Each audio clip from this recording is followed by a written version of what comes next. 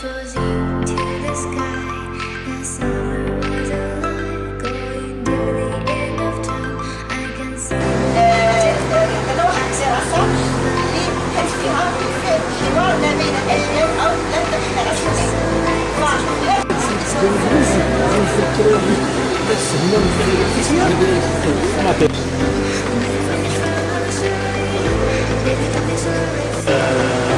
أولا أرحب باليوم عندنا التدريسية لأن مع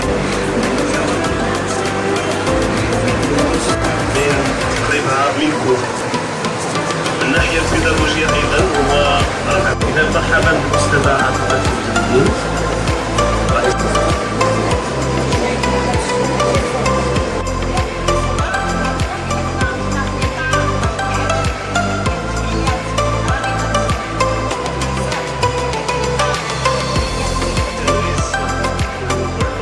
يتحمل مسؤولية.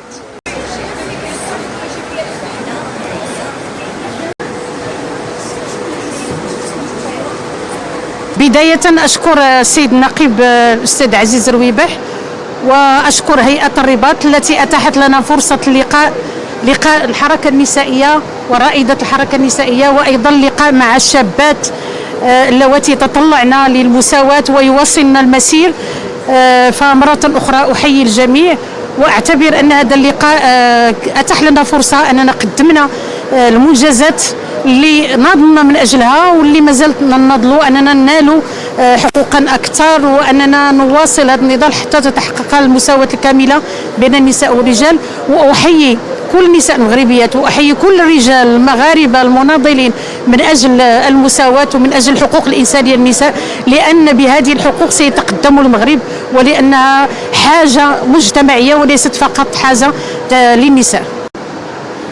هذا اللقاء كان مناسبة بحضور مجموعة ديال الجمعيات النسائية بخصوص الحركة النسائية، تاريخها ولكن كذلك العمل ديالها اللي ارتبط أساسا بالنضال من أجل حقوق النساء في شموليتها من مرجعية كونية، وخاصة ما يتعلق بمدونة الأسرة اللي كان فيها واحد الإنجاز كبير واللي أعطت واحد النفس كبير لما جاء فيما بعد من النضال.